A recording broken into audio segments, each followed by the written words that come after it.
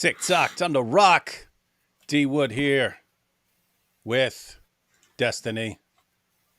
Hey, you're not actually Destiny, but you got the same blue hair. I guess I could call you Destiny's child. Would that work?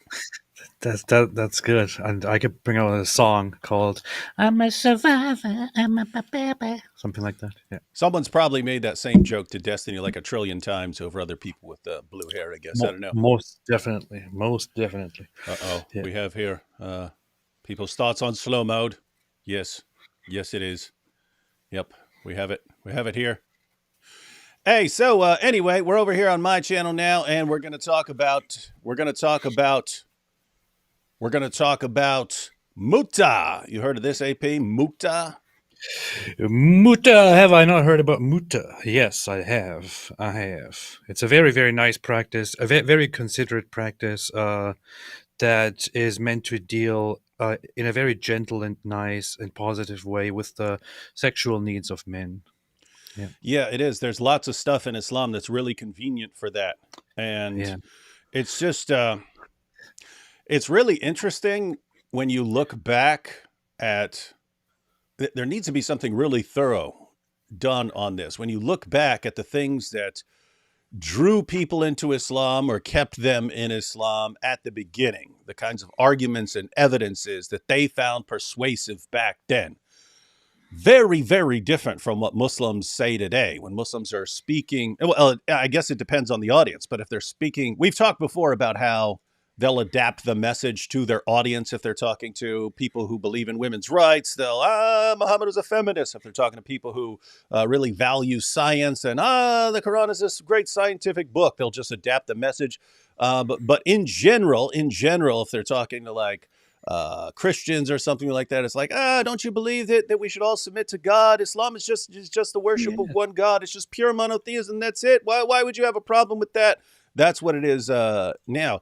But if you go back, it's all like, Muhammad's got this huge mole on his back. He must be a prophet. What other explanation could it be? This is the proof. And then as far as drawing people into Islam, the argument is literally, I'm not exaggerating, the argument is literally, if you join me and fight for me and you go out and we fight other people, then there are two possibilities. Either you're going to survive, in which case we're going to take all the people's stuff and their women and girls and stuff and take it back, and that'll be our stuff now, or you're going to die in battle, in which case you get to spend eternity deflowering virgins.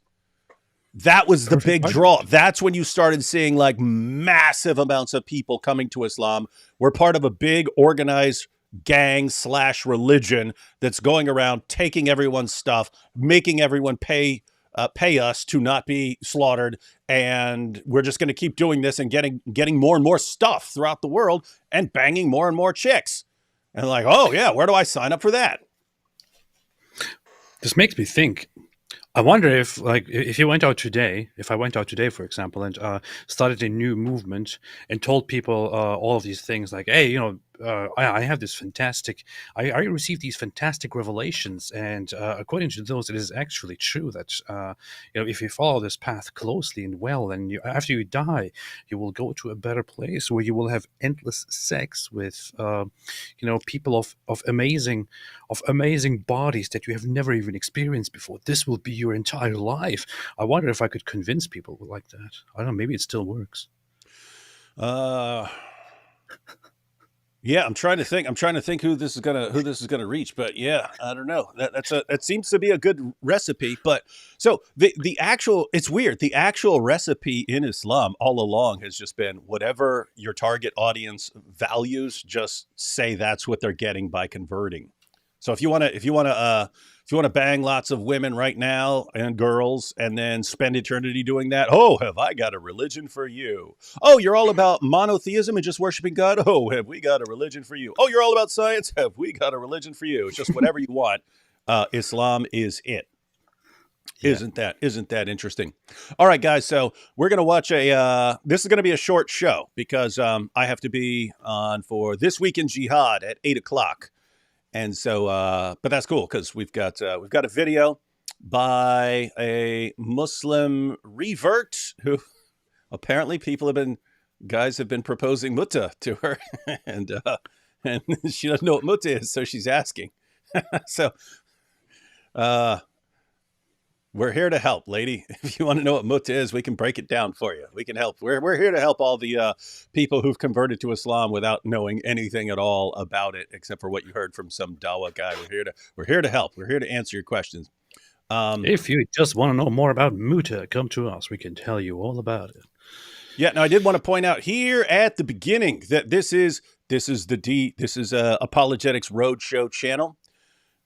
We've sort of divided up the channels so that over on AP's channel, that's the Apostate Prophet, everything is we're doomed. It's the end of the world. It's too late. Islam is too strong. Once they've got 4% of the population, there's no turning back. There's nothing you could do. There's no point in refuting Islam or exposing Islam or increasing the apostasy rate. It's too late. Go get a bunker. That's all you can do for the rest of your life. Just hide, and maybe you get an extra few months of life. So that's going to be on AP's channel, and I'm going with it. I'm going with it. When you see me over there, I got to respect the channel, and that's how I'll be. Over here on Apologetics Roadshow, ladies and gentlemen, Islam is weak. It's crumbling from within.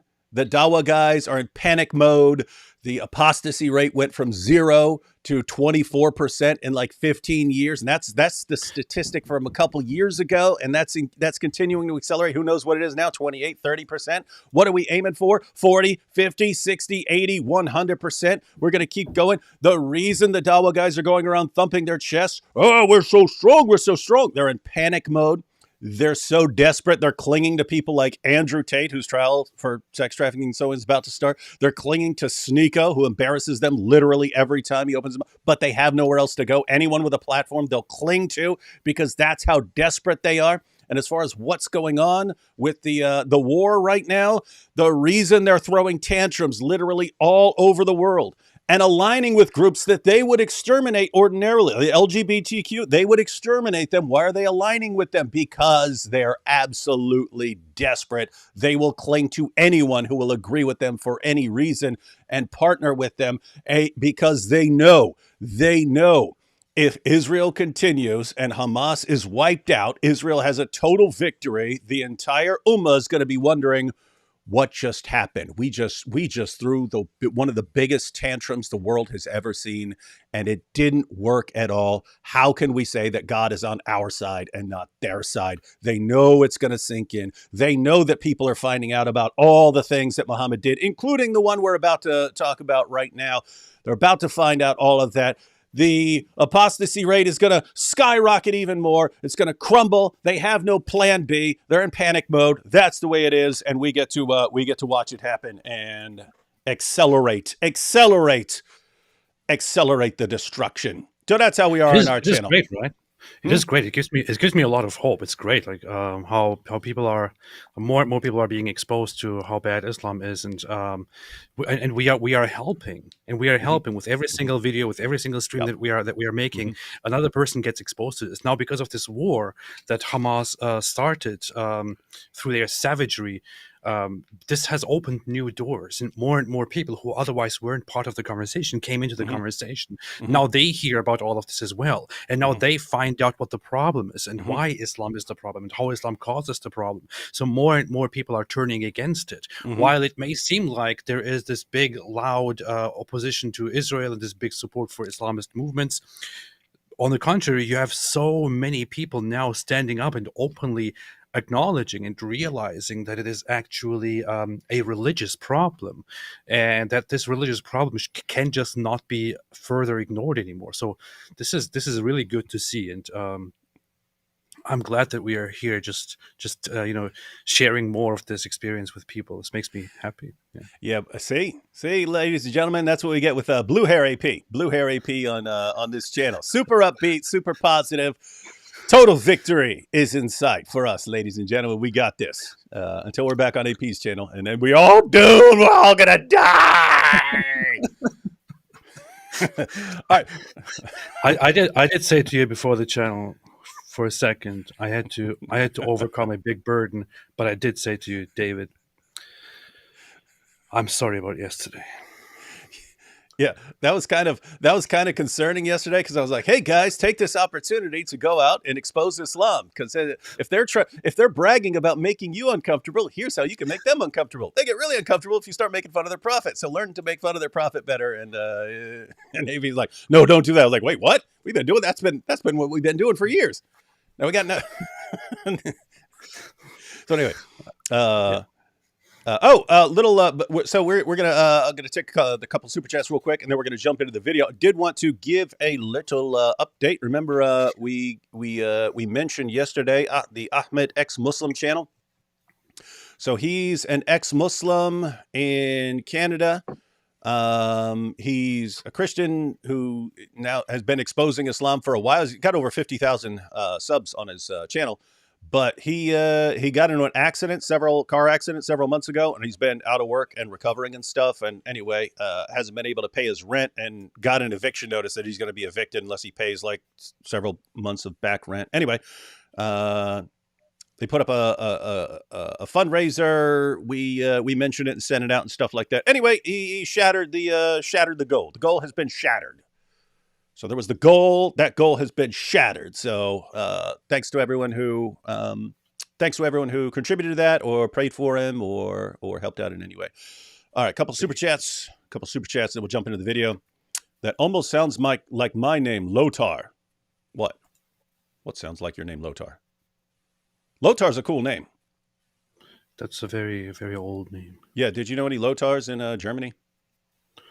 No. Then No, you only missed from out. history. What was the point of being there? I would totally name my kid Lotar if I was German. Matter of fact, I have to say, Lotar's me and my wife when we started having kids, we're actually looking for like cool names that are not normal, that aren't very common and stuff, and we actually considered Lotar.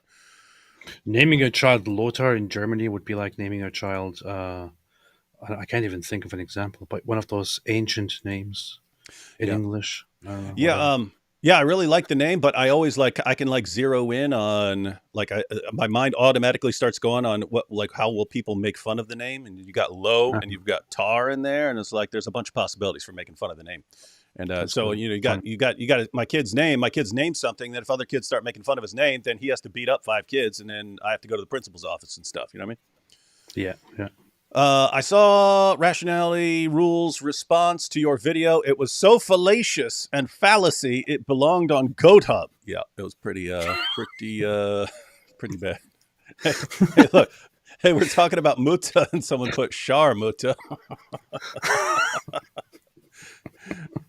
Yeah, Man. yeah, that's a classic clip where the guy at the security gate called a woman Sharmuta, and she snatched him up and humiliated him. Hey, you know what's funny? I just, out of curiosity, looked up if the domain goathub.com is available, and it says this domain is currently owned and for sale for $4,500. Oh, quite a bargain. But think of how much Wow. money you can make just from Pakistan alone. You can make back your money in like 5 minutes on that. If I had to shoot, I choose the Mut'ah forever. Man. Mutter für Mutter. Mutter für Mütter. I'm That's here funny. just to learn the wisdom of the goats. Love you guys. Thank you. Well, we've got lots of goat wisdom here on the Screaming Goats podcast. Indeed, we do.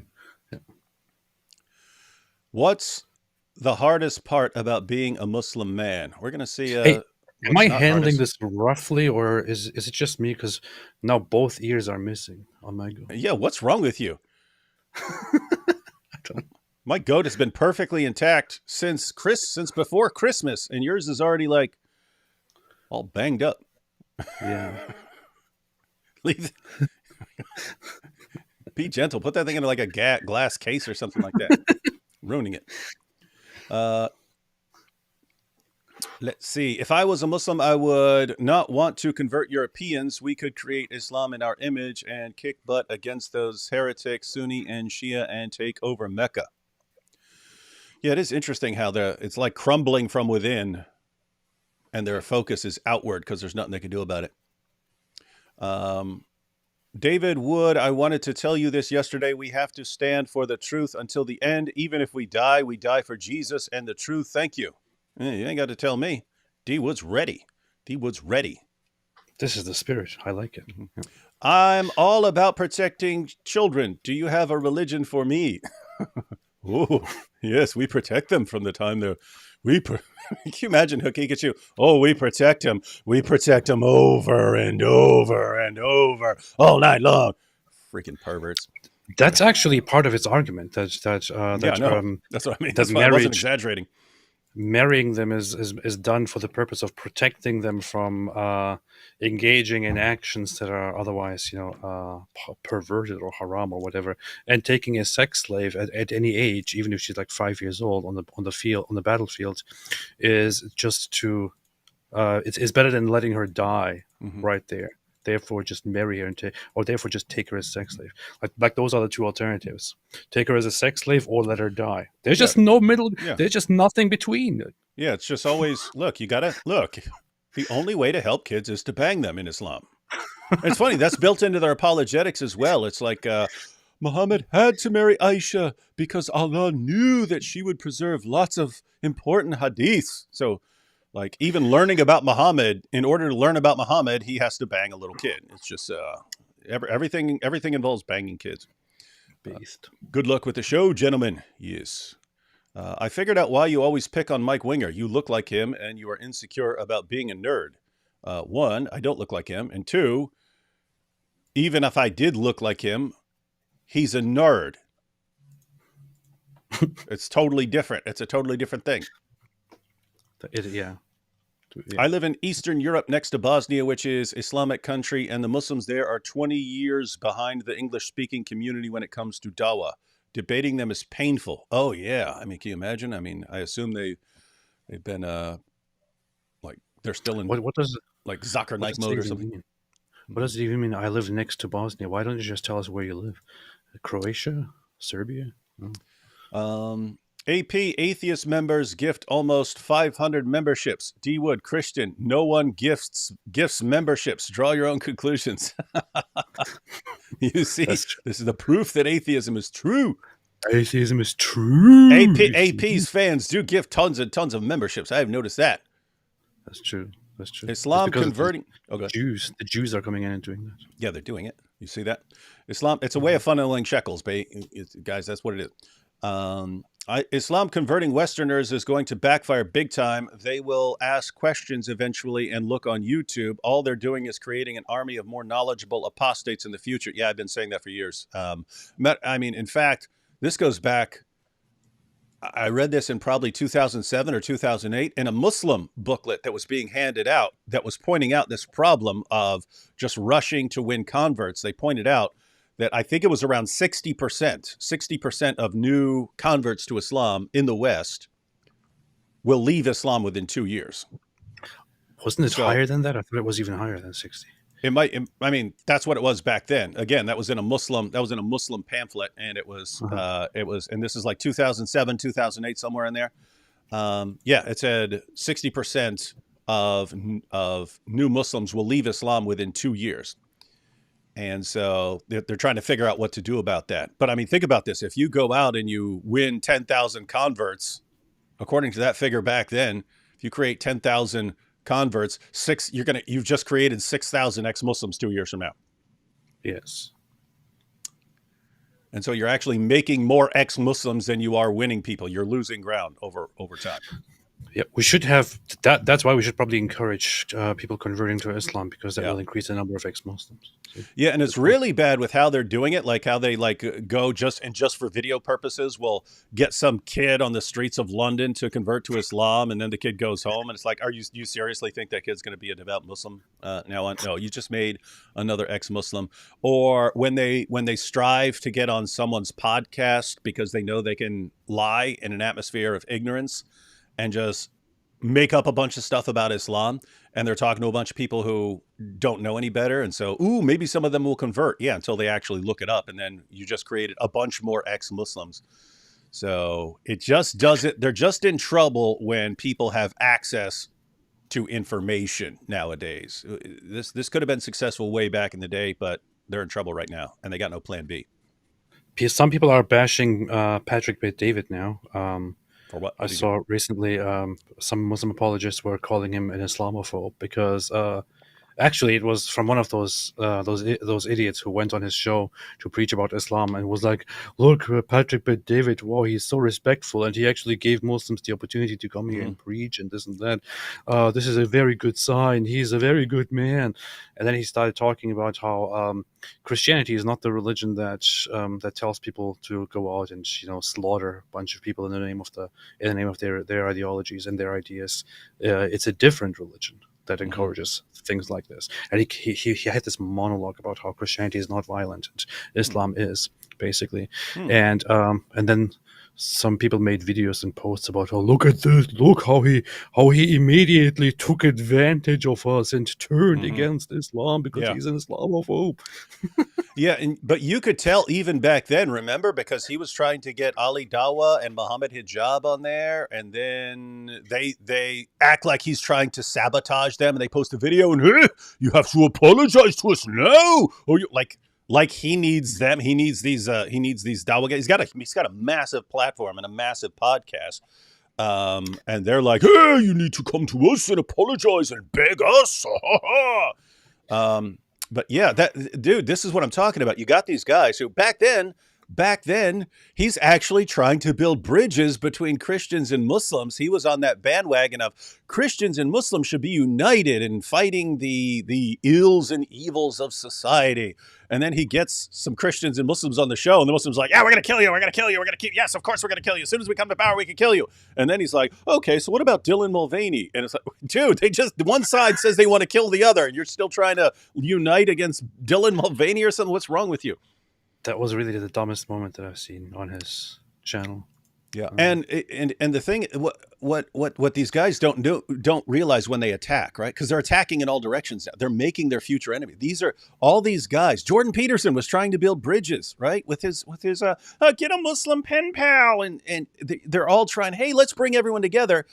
And all the Dawa guys just pounce and attack. How dare you? The first time they're offended about anything, they attack and they pounce and don't realize they're creating their future enemies where there were allies. They had allies, very popular allies with huge platforms who were willing to extend a hand and say, let's work together. And they crap all over it. And because they have because to have. they have this arrogance, this Islamic arrogance and Islamic privilege, where they think anybody who interacts with Islam or anybody who says something about Islam has to say the best thing about Islam, has to be completely positive about Islam, cannot utter a single word of criticism or even concern. If you interact with somebody, that person has to now say, "Oh, Islam is the best religion ever. Oh, Islam is a fantastic religion. I am thinking of converting to Islam." If that person says anything negative about Islam, and they're like, "Oh, see, this is Yeah. unacceptable. You can see here that this person is the devil." Yeah. And it's there's a reason for that. You do get quite a bit of limited success using that Yeah. method. It's basic, guys. You can go back there are five basic manipulation over like broad categories of manipulation tactics. Positive reinforcement, negative reinforcement are two of the simplest and straightforward. Islam uses that endlessly. It's if you do what we want, we shower you with praise, and if you veer from that, we heap insults and abuse on you, and so on. And that's it. That guess what? That works with a lot of people. Doesn't work with everyone. And they try the same method because it's all they have. They'll use the same method against people that it will not work on. That's not something that's going to work on Patrick Bet-David. It's not going to work on Jordan Peterson. But they have there's nothing else. There's no plan B there. All right, so here's one to lead us into the topic, and we'll go and watch the video after this. Pay every penny to save Israel says Mut'ah equals either prostitution or glorified 3-night stand hidden behind juridical mumbo jumbo. So trad, so base, so much better than the degenerate West. So based. Yeah, and even the 3-night stand is actually prostitution. You're just hiring the prostitute for 3 days. So with that said, we've got more super chats, but we want to go ahead and jump into this video. get ready, because here's a, and I saw this when I went over to Ahmed X Muslim's channel. He shared this, and we have this video from a Muslim revert who has heard about something called Mut'ah, and she's a little confused because she doesn't want Mut'ah. She wants marriage to be for life. So I have a crazy topic to discuss. It is Mut'ah. So I had never heard that term. I'm a revert or convert to Islam until a man that I was interested in and was talking to me brought it up. And he's like, hey, have you ever done a Mut'ah or heard of You getting this?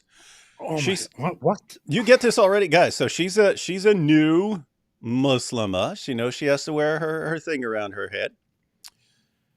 And she's interested in a man. So she's like, wow, Abdul over there, oh, wow, what a man, what a strong man. I wonder if he'll marry me. And his question is, so do you do Mut'ah? You want to try Mut'ah? Which means which means I'm gonna marry you for the night and bang you and then divorce you. How about we engage in some Mut'ah and pay you some money? What did he just ask her? He just said, hey, now you're a Muslim. Can we do some prostitution? Can I hire you as a prostitute? But it's all halal. It's all halal certified. Certified halal.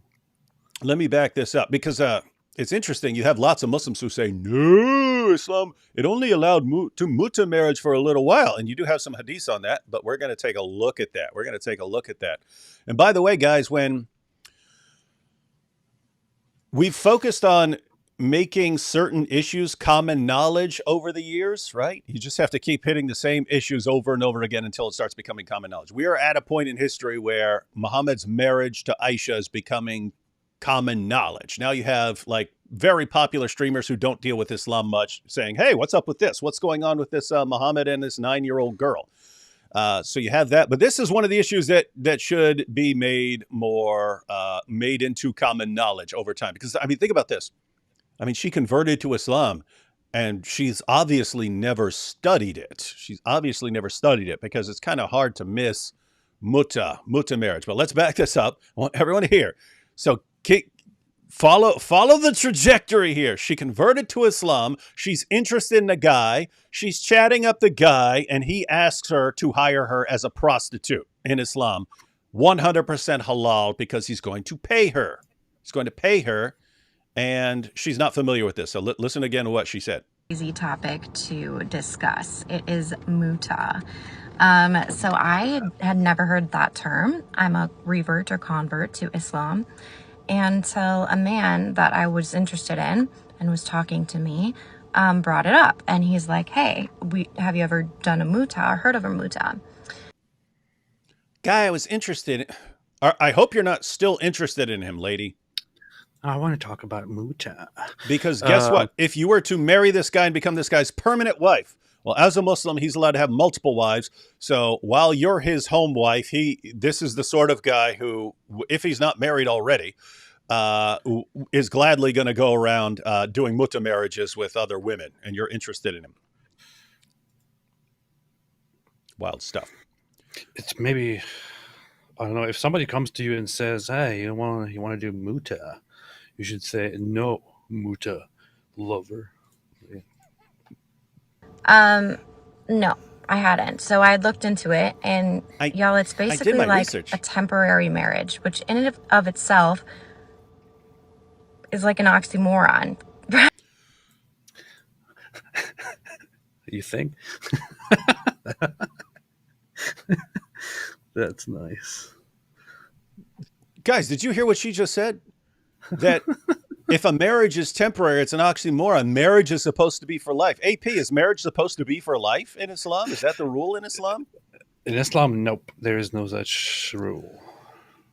Not even from Muhammad. Remember, Muhammad, once his wife, Sauda, got old and massively overweight and was unattractive to him, he was about to divorce her just because, like, she's old. I want to trade her in for a younger model. And she had to actually renounce her marital rights as far as him visiting her and so on to say, please don't divorce me because I'll starve. Why? Because Muhammad's wives weren't allowed to marry anyone else after him. So she would have basically been kicked out and left to fend for herself in her old age. So she came to an agreement. Hey, all of my privileges, just don't divorce me. Make sure I still have a place to live and I'm still fed.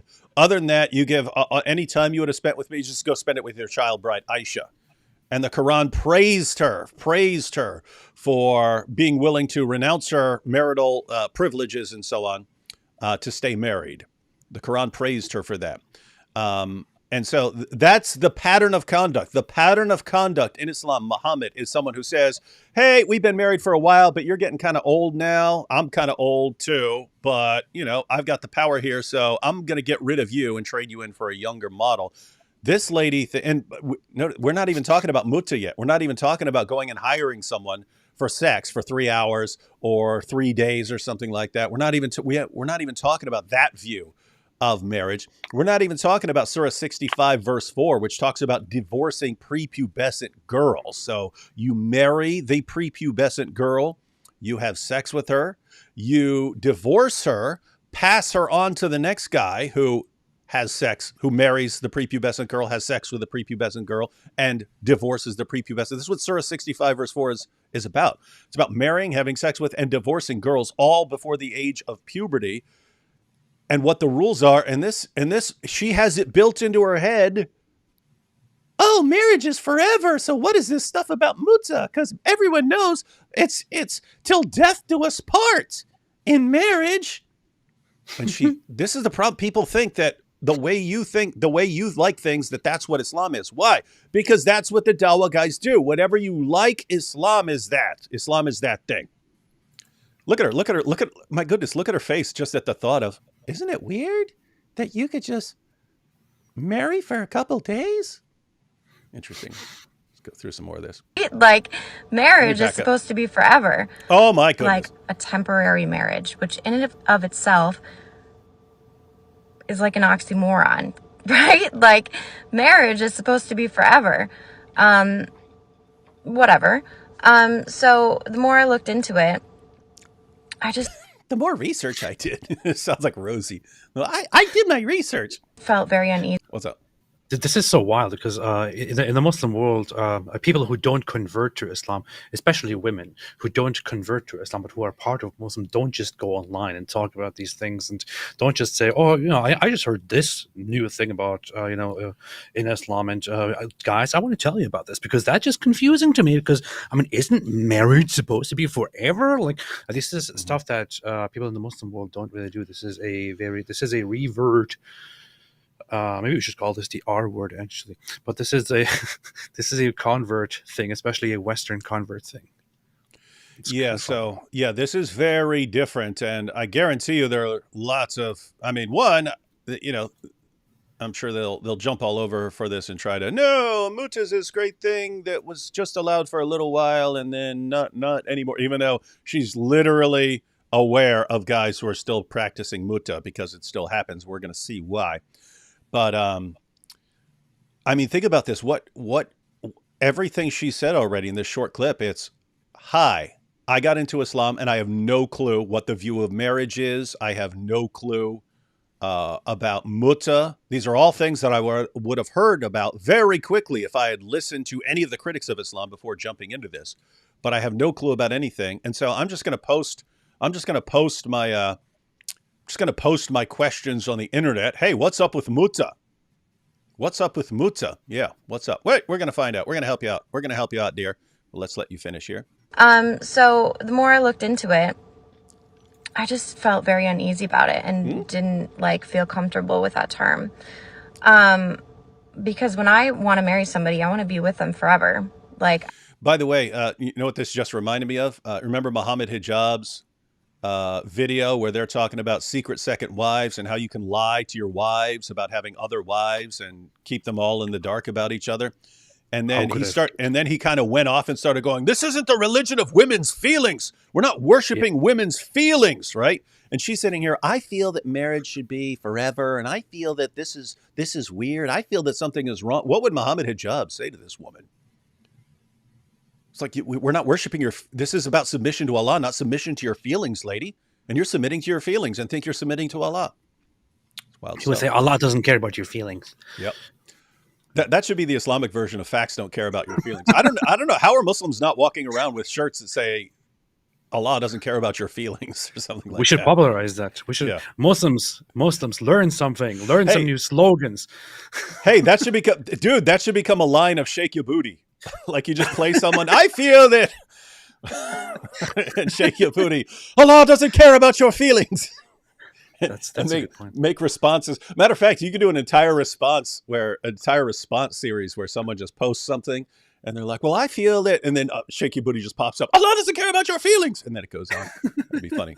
That'd be funny. This is how we come up with ideas, ladies and gentlemen. All right.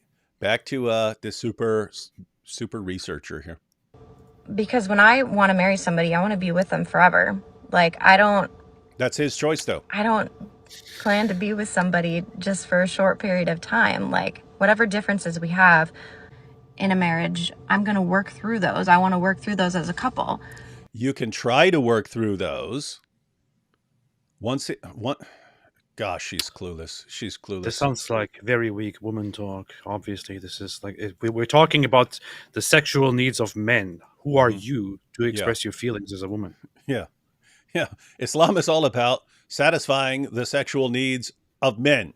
And you're sitting here, but I feel because I've been raised in a different place where marriage is important and blah, blah, blah. This is what I feel. So I converted to this religion where all of my feelings are completely irrelevant. And now I'm confused. Get used to it. Get used to a lot of disappointment, dear. And not just leave because it's hard, right? So, and he was like, well, if you don't believe in this, this is what, the prophet said is okay. So do you know better than the prophet? And do you like... You know better? Yes, I do.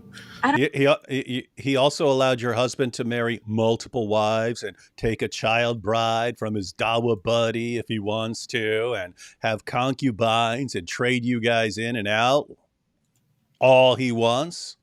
So if he gets bored with you after 6 months, which guess what? If you're talking to a guy who's interested in Mut'ah, that's a guy who likes a lot of variety. And I just want to be married forever. What are the odds that this guy's going to, I'm just going to be satisfied with one woman forever because of your feelings? Wow. Anyway. Al-Dawa said it best. He said, Muslim sisters, they would die for their sisters, would take a bullet for their sisters, but wouldn't share their husbands with their sisters. Yeah, lady, your only chance of keeping this guy that you're interested in would be if you are going to be the sort of wife, don't worry, because I'm going to keep bringing you home my friends to bang.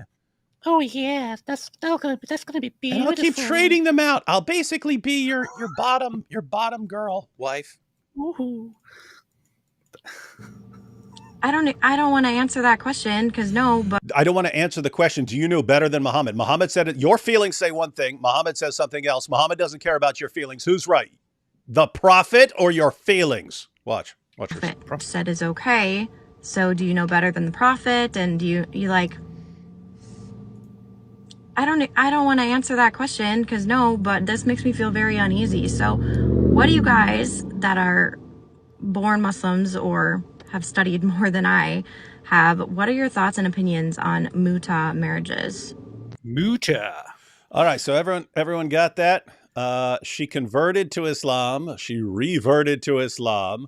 She's interested in a guy. Oh, look at him. He's so strong and manly. Hey, she starts chatting him up, and he says, hey, what do you think about Mut'ah? You want to try Mut'ah? Oh, Mut'ah, what's that? That's where I marry you for 3 hours and bang you. And I give you some money and send you out. Oh, that sounds very nice.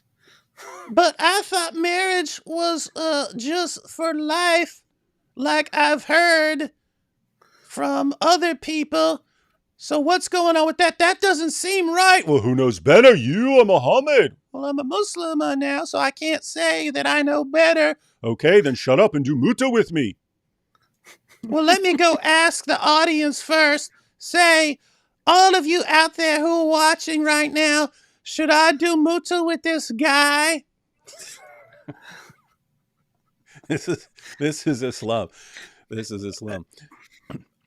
Hey, It's hey, how do you even this just shows. I mean, she has a question about something so serious, and what she does as a result of having such a serious question is to post a video on like TikTok or somewhere else. Post a video and say, "Okay, guys, I'm in such a situation right now, and I don't really know what to do, and I haven't studied very much. So, what do you guys, who are born Muslims, think about this? Is this how you converted to Islam?" yeah, exactly. Hey guys, what do you think I should convert to? Oh, Islam? Okay. Well, now what? Hey guys, I heard about Mut'ah. People want to do Mut'ah with me. Yeah, so Hey guys, I'm here for Muta.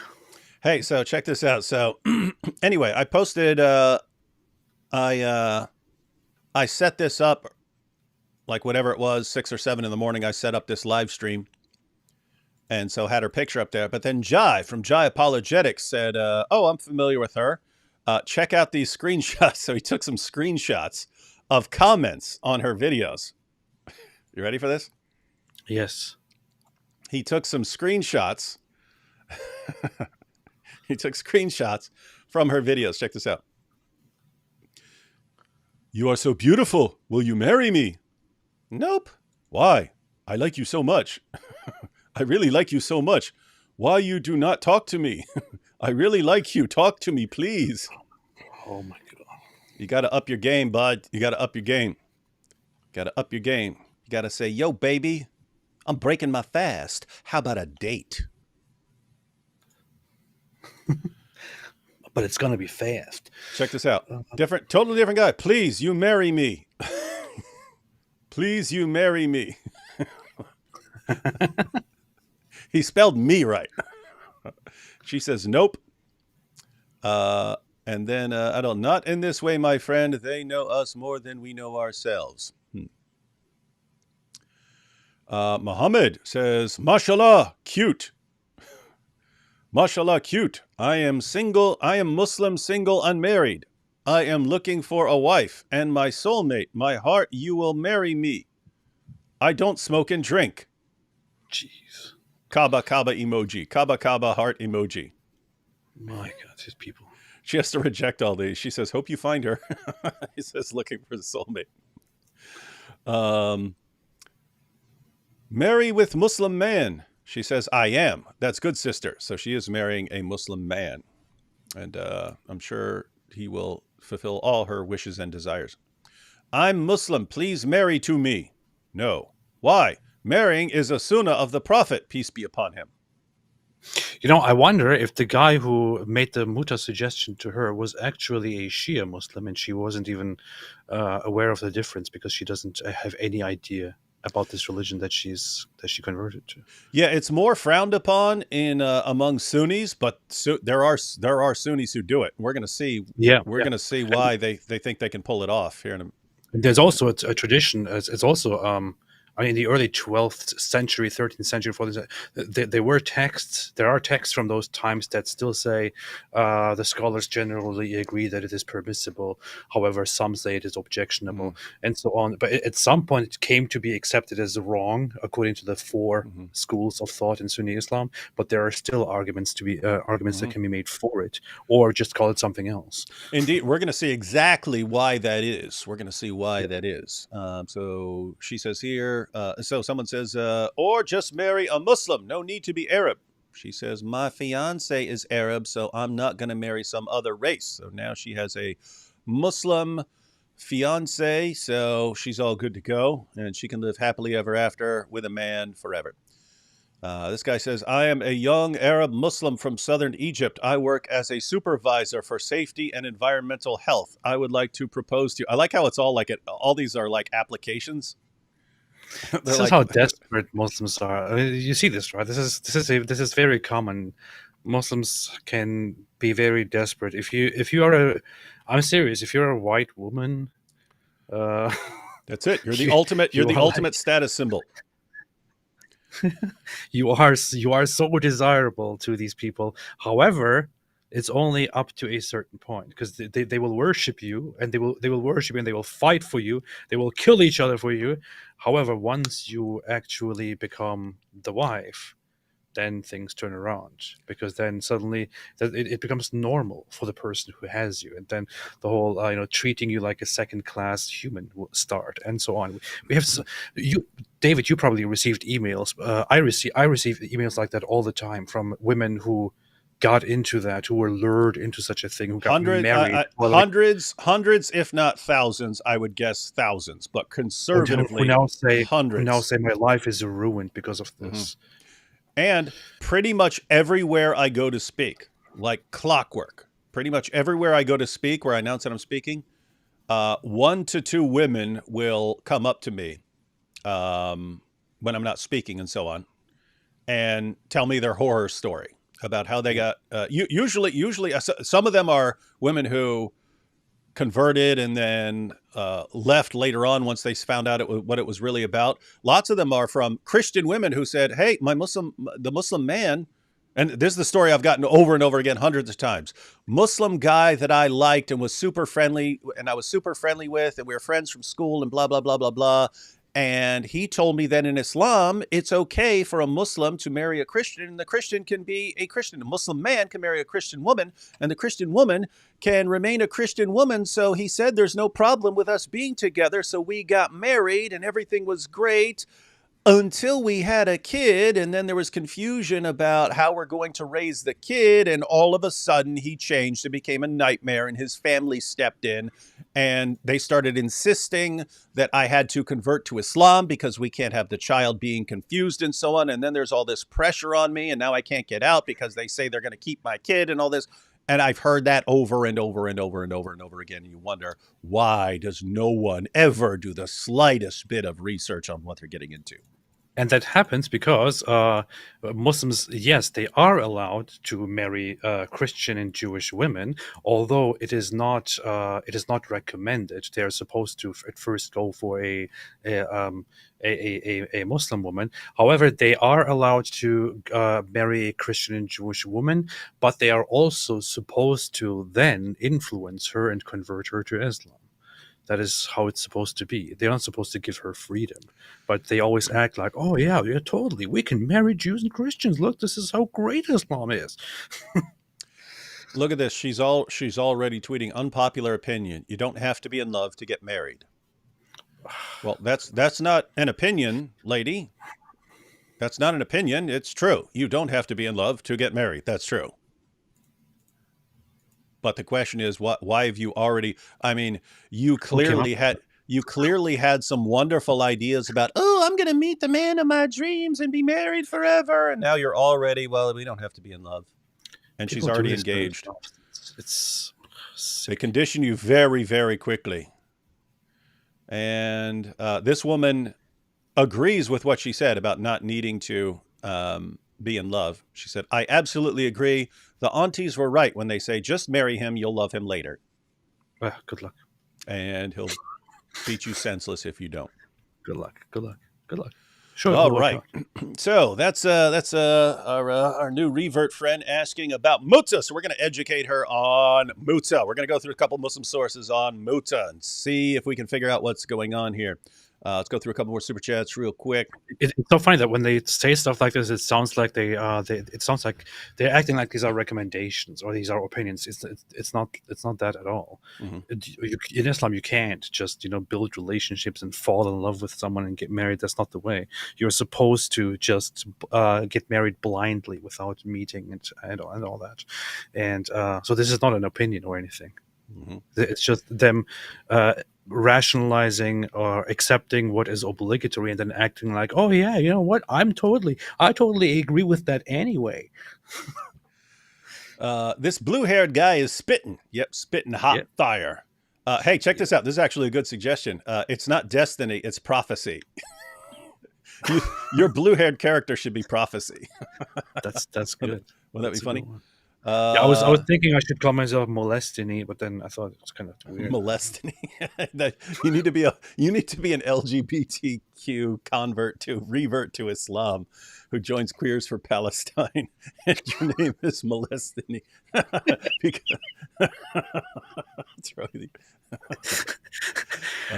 No, actually, you don't even need any of the. Well, I'm trying to think of what would cause the blue hair, because you just need to be like a Dawa guy for your character to be a molestany.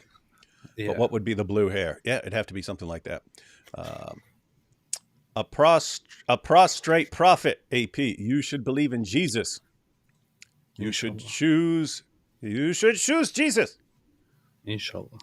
Don't mention Mut'ah if you come to Sweden. It's a dirty word for female genitals. Very suitable for today's theme. Yes, it is. Really? We're going to see why. That's fun.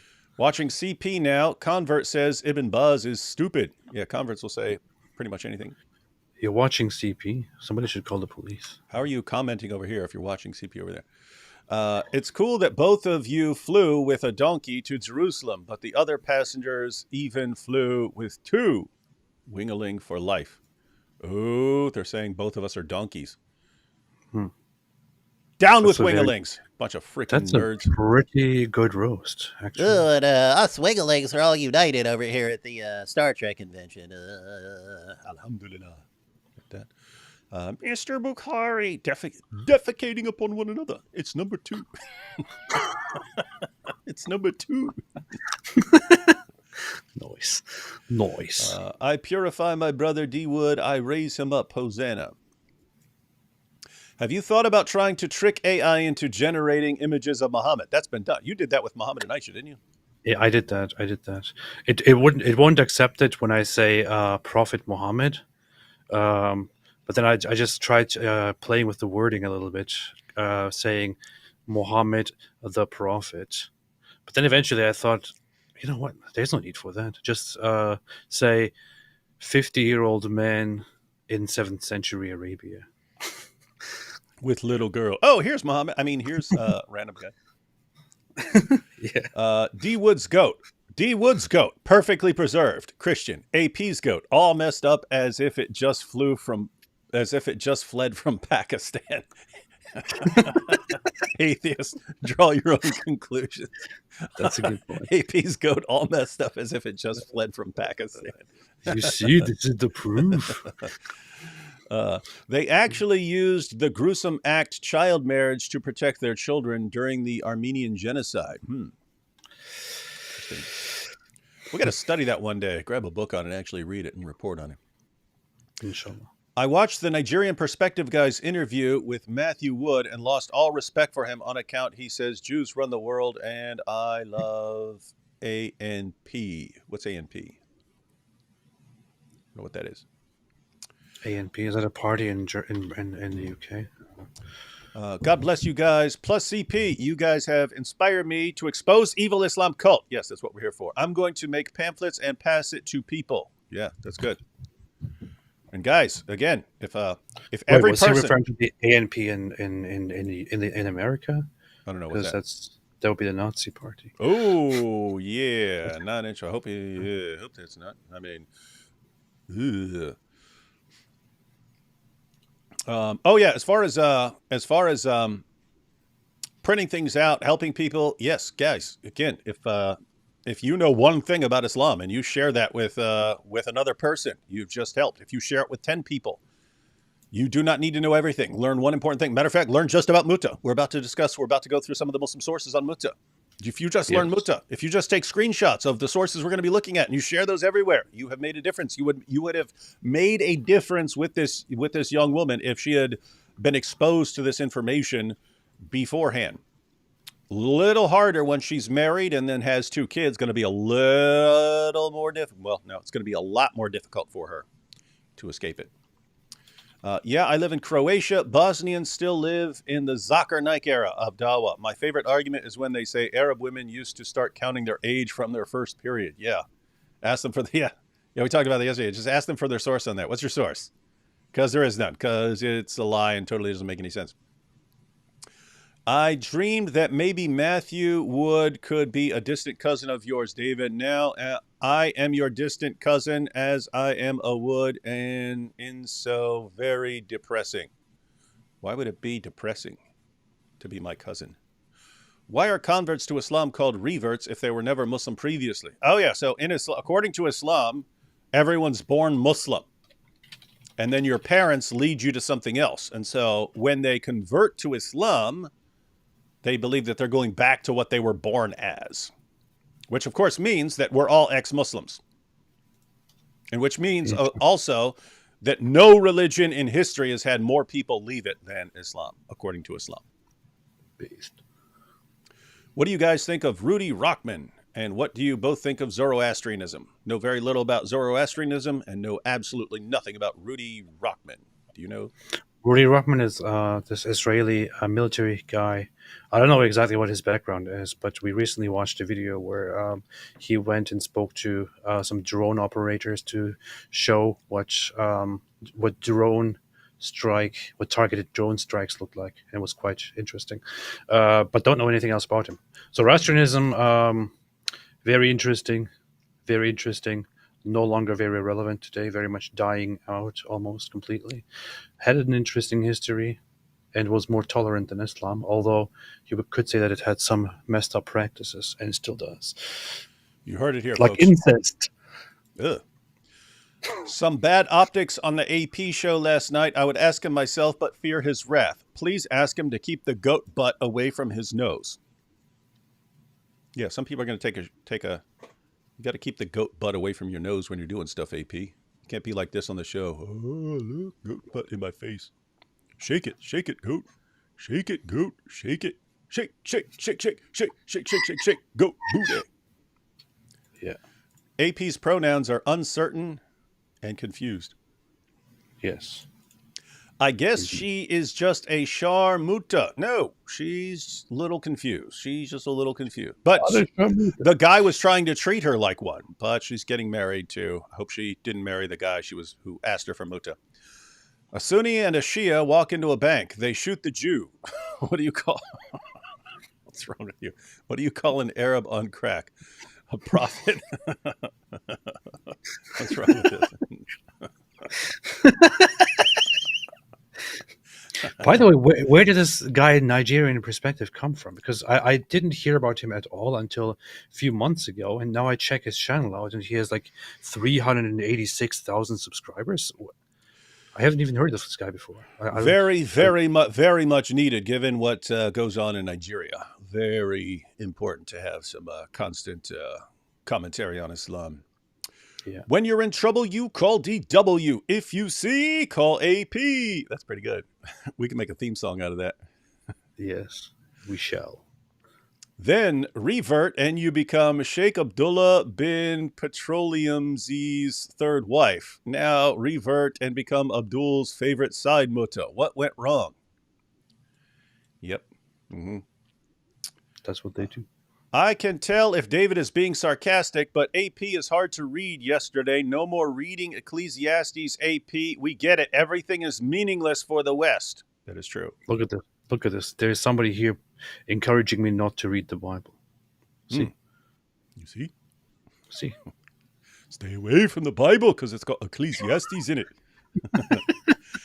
To the coolest and funniest Christian I know. Hi, AP, the great leader. Thank you. My leather straps see the dizzle, the rid vizzle up in this bizzle, coming to you live for shizzle, do you hizzle? Yes.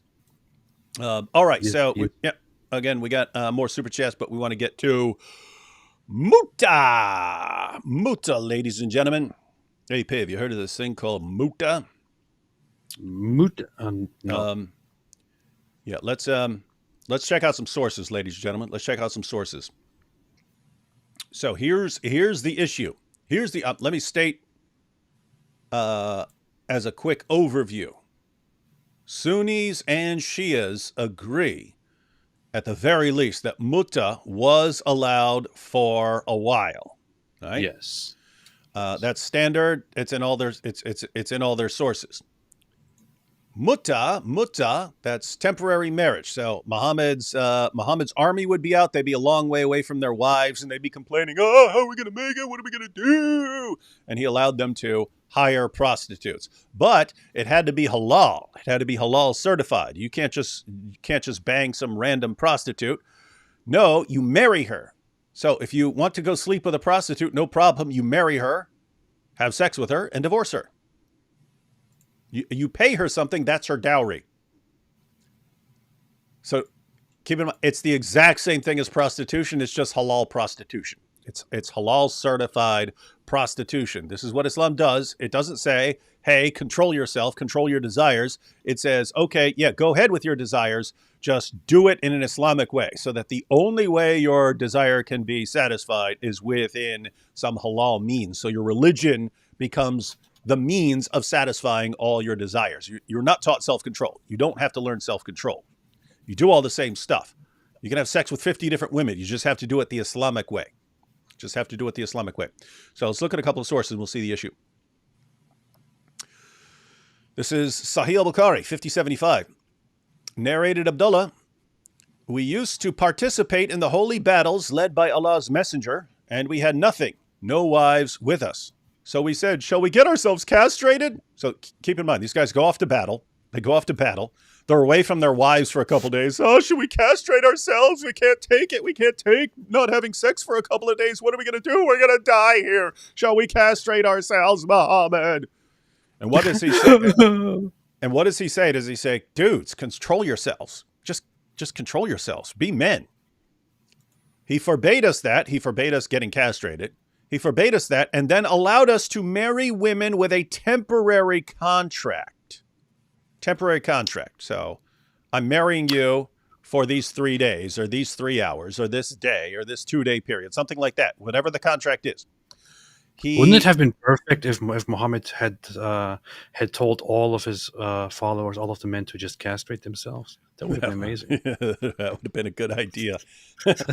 We should make some sort of video. I always thought, you can rent like a DeLorean that's made to look like the time machine from Back to the Future. I always thought it'd be funny to make a video where we get in that time machine and go back in time to sort of steer Islam in a different direction. But one of the things we could do is go back to that time. And actually, Muhammad, why not go with the castration one?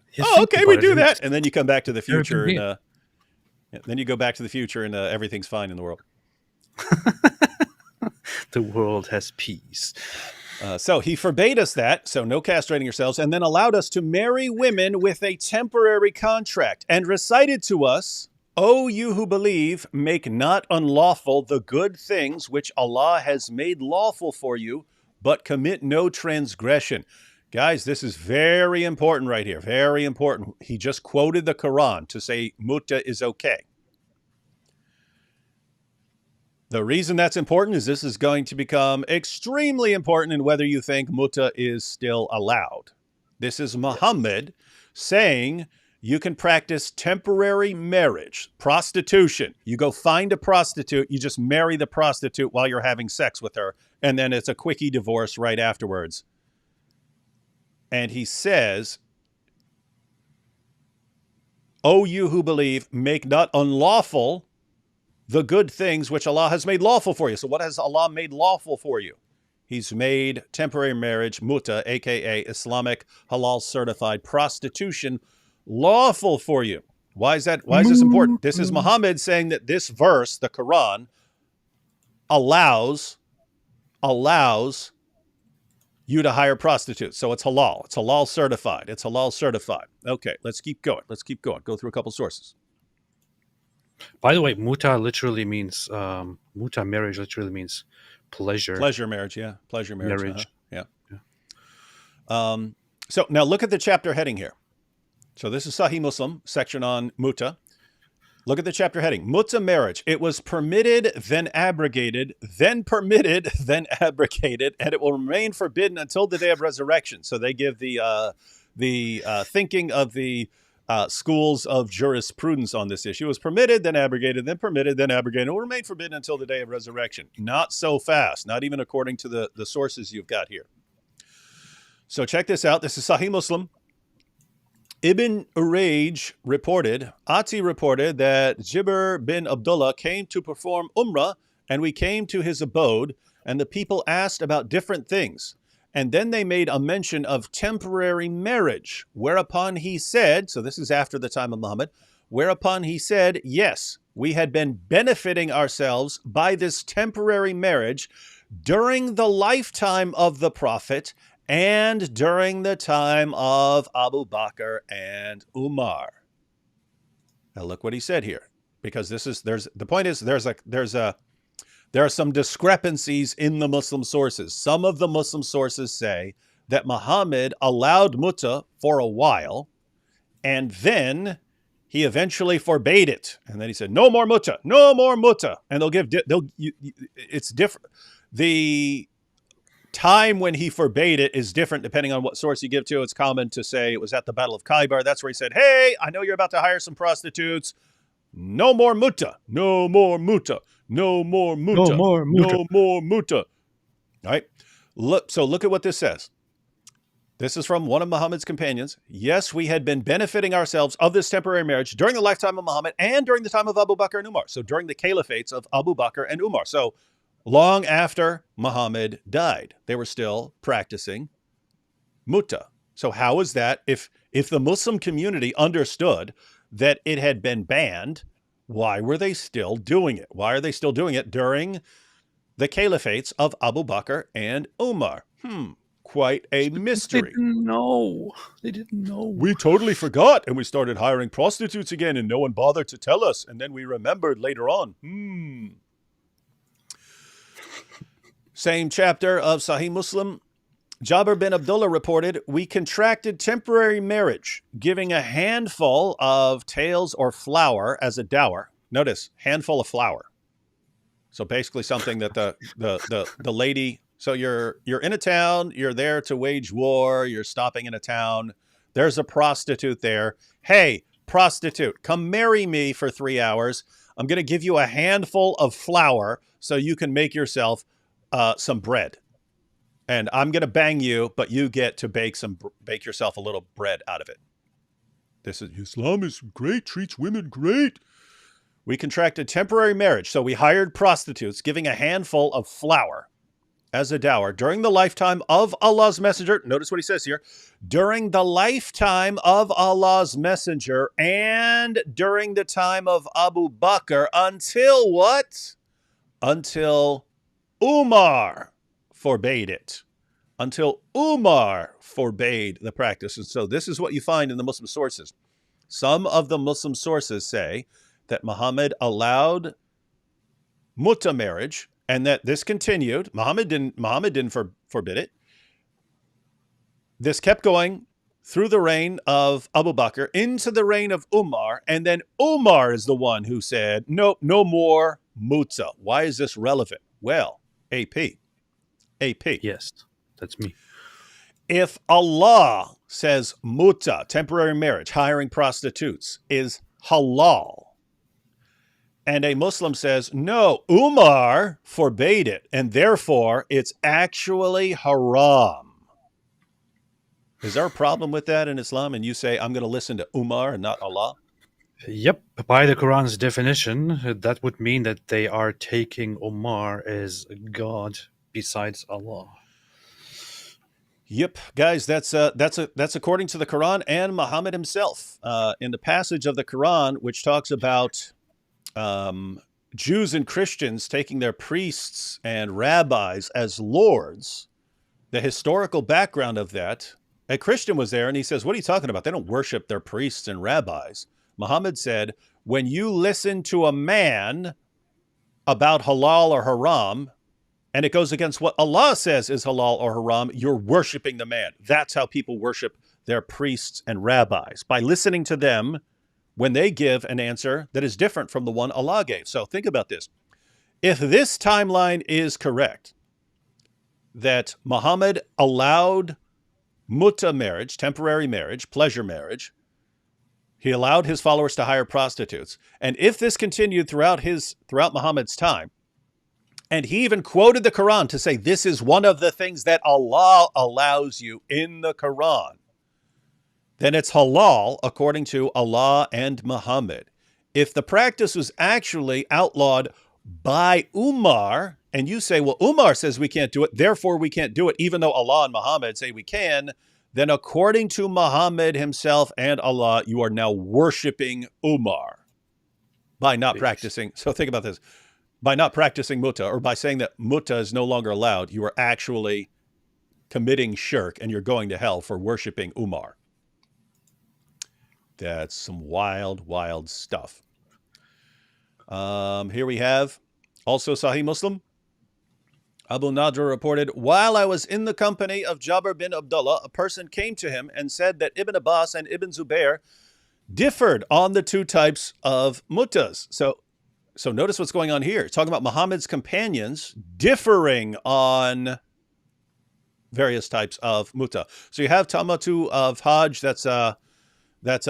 It's a different form of mutah, but it has to do with, again, with pleasure. That has to do with the two pilgrimages and so on. And there's the greater pilgrimage and the lesser pilgrimage. And some people would try to combine them or something like this. And there were rules because there were more rules associated with the greater pilgrimage and so on. And so the question is, what if you go from the pilgrimage with lesser rules to the one with more rules? Does it count? What do you have to do? And so on. And Muhammad allowed you to sort of transition easily from one to the other. So this was a joy or a pleasure to them to be able to transition from one to the other in this way. Anyway, confusing stuff, but that was one version.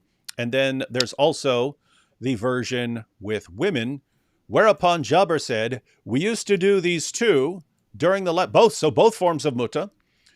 We used to do these two during the lifetime of Allah's messenger. Umar, who did? Umar then forbade us to do them, and so we did not revert to them. So you have a number of hadiths where Umar, the caliph, after the death of Muhammad, is the one who says no more mutah. Which, if you go with that, if you say, okay, Allah allowed it, but Umar forbade it, so we're going with Umar, you're worshiping Umar, according to Allah and Muhammad. So this would, just going through the passages that we've looked at, it would seem like an open and shut case. Mutah was allowed during the time of Muhammad, Umar forbade it, and if you say that Mutah is no longer allowed, you're actually worshiping Umar. That would seem straightforward, but there's a problem, because you have passages like this. Narrated Ali ibn Abi Talib on the day of Khaybar. So that's during Muhammad's lifetime. Allah's messenger forbade the mut'ah, i.e. temporary marriage, and the eating of donkey meat. So Muhammad forbade the practice. And so you can try to reconcile these. That seems to be the intent of the heading in Sahih Muslim, which said it was allowed, then it was forbidden, then it was allowed, then it was forbidden. You can try to kind of harmonize them by saying, okay, so Muhammad allowed it, then at Khaybar he forbade it, then at some point after that he allowed it again, then Umar came along and said no more during his caliphate and so on. That doesn't actually help you, because if Muhammad allowed it, then forbade it, then allowed it again, and then Umar overrules him, you still got the same problem. So there doesn't seem to be a good way out of this. But anyway, you have a bunch of these passages saying that Muhammad at some point during his lifetime actually made temporary marriage forbidden. He made it haram. But you have these others saying, no, it was allowed throughout the time of Muhammad and throughout the time of Abu Bakr and into the caliphate of Umar, and that Umar is the one who forbade it. So AP. Yes. This is the reason that some Sunnis think it's totally okay to practice mut'ah still. It kind of depends. It's basically personal preference at this point, because if you're a Sunni and you say, I want to, look at this hot revert chick. I don't want to, she's kind of, I don't know, she doesn't seem like the brightest, so I don't want to, I don't know if I want to be with her a long time. But I'd like to bang her. So let me tell her about mut'ah. If you wanted to justify it, guess what? You can do it very easily. You can go to the hadith we pointed out and say, hey, no, this says that Umar was the one that forbade it. Muhammad allowed it. Muhammad quoted the Quran to say that it is halal. It's halal certified. Umar can't overrule that. In fact, if we let Umar overrule that, we're worshiping Umar. I'm not worshiping Umar. I'm not worshiping Umar. So I say mut'ah is still allowed, and therefore I'm going to go bang this revert chick. Right? So you can do that. Or if you think, oh my goodness, that's disgusting. Why would Allah allow us to hire prostitutes? I thought we're supposed to be so moral and stuff. We're just supposed to have these 4 wives and all these concubines, these slave girls and stuff that we take. So I thought we're supposed to just be limited to them and them trading them out and our child brides. This is supposed to be a moral religion. So we wouldn't allow temporary marriage, hiring prostitutes in this religion that does nothing but satisfy our desires.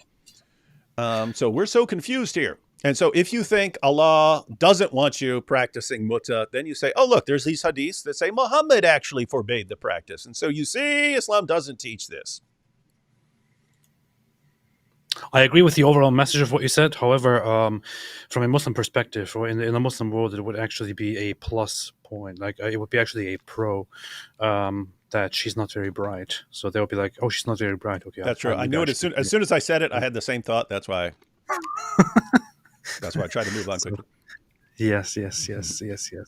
But yeah, so this is a thing that we have lots of traditions, we have lots of sources. Just I mean, going even outside of the Sunnah, outside of the Hadiths, we have prominent scholars. We have Ibn Hajar al-Asqalani. We have different, very very prominent scholars still saying that lots of the companions of Muhammad still believed in it after the Prophet died. We have people in the 12th century saying it is still halal, although some object. We have people in the 15th, 16th century, and so on. In Shia Islam, it's no question. It's like in 12th Shia, it is allowed. Mhm. It is allowed. There is no big problem. And there is also an issue where certain Sunni scholars do they say that Mut'ah itself, as it is known, is not allowed. However, there are different practices that can be done instead of that. There are different forms of marriage that can also be practiced, or some people would do it like they don't agree on doing a temporary marriage on paper, but they agree to do it temporarily, orally, and then they write it down as if it was a regular marriage, and then they just dissolve it after they're done, and things like that. It's just this is really really messed up weird stuff. But you said something earlier, which I also think about this all the time, which is regardless of whether it is considered permissible right now or not, there is just a very, very big problem, which is that Muhammad at some point explicitly told his followers, his warriors, the ones who were with him, that this is totally fine, that they can go and do that. And they did it. They did practice it. People in his time did practice it. If whatever narrative is true, if he at some point then decided, you know what, guys, I don't allow this anymore, I just realized this is totally wrong, or if after he died, one of his successors said, hey, this is not okay anymore, the fact stands that according to the tradition, both according to Sunni agreement and Shia agreement, Muhammad did allow his fighters, his jihadists, to practice that, to just go and pay random women and have sex with them for pleasure. To me, honestly, the idea that he actually allowed it for a while and then later forbade it and condemned it is even more problematic than just allowing it and keeping it that way. Because why would you allow such a thing, and why would such a thing be recorded and allowed by the perfect messenger of Allah with the perfect morals to begin with, to just then later be forbidden? It just looks like it doesn't come from Allah. It comes from whatever the prophet just thinks should be done, or whatever some other people think should be done. It was, however, at some point allowed. Muhammad practiced or allowed prostitution. Yeah, and along those the lines of what you were just pointing out, that what Sunnis and Shias can agree on, at the very least, is that it was allowed for a while. And so when you ask Muslims if they think it's actually wrong, so why did he forbid it? Oh, because it's wrong. Okay. Well, why did he allow it for a while? Because I brought this up before. The response is, oh, but I mean, look, his followers were a long way away from home from their wives, and they were really struggling, and it was a really difficult time. It's like, what? That doesn't happen anymore? That stopped happening after that? All the military campaigns that these guys go on for centuries, that issue didn't arise again? Well, what would have been the response to people coming along a century later saying, oh, we're a long way from home, we're really, really horny, we need to do something? What would the response have been? Shut up, control yourself? Then why was that not acceptable during the time of Muhammad? Why did Muhammad have to say, oh, you're really, really far, you've been away from your wives for a few days? Okay, go hire a prostitute. Here's some flour. Give her a handful of flour so she can make a piece of bread. That means that morality is completely arbitrary in Yeah, Islam, it's just and it just whatever is Muhammad, convenient for according the to day. his whims and desires and his conclusions, can just say, "Oh, this is allowed right now," or this is from now on forbidden. From now on, this is banned. And any discussion that you have with a Muslim on why something is good and why something is bad is completely meaningless. Completely meaningless, because what they regard as right or wrong just totally depends on whether Muhammad or the Quran said it is right or wrong. And Muhammad contradicted himself and changed his mind on different things. So when a Muslim now comes and says, "Oh, yeah, of course it's wrong because it's because of this and this and this and that," okay, why did Muhammad allow it? If it's under certain circumstances, okay. So that means, does that mean that we should technically just consider it okay as well if such a situation arises today? If it is always wrong no matter what, then why did Muhammad allow it? This, Yeah. And then, so that's just going with the sort of common Sunni view that you'll hear from Sunni scholars, that Muhammad allowed it for a while, then forbade it, so it's not allowed anymore. So that's one issue. Why was it allowed at all? I mean, you're talking about hiring prostitutes for a handful of flour. Here's some flour. I want to bang you tonight or for the next couple days. There are other passages where you'd give her a garment or something like this. So hey, here's a shirt or something like that. lollipop, Yeah, have so some candy. so you have those kinds of passages, and keep in mind these guys have no problem with age ain't nothing but a number to these guys, right? It doesn't matter. Hey, see your 9-year-old girl over there, your 8-year-old, your 7-year-old. We're a long way from home, and you're really hungry, so here, I got some flour. I got food. I got yummy piece of bread. All I want to do is bang your little daughter. And so I mean, this is what's actually going on. And so this is all supposedly fine. So that's one issue. Given the best view of this, I'm saying best, if at least you believe that even though it was a thing and it was okay for a time, if you believe that it was stopped at some point, that's probably the best scenario here. But then you have all these hadiths that are also Sahih narrations, and they're saying, no, it wasn't Muhammad who forbade it. It was Umar later. Umar didn't like it.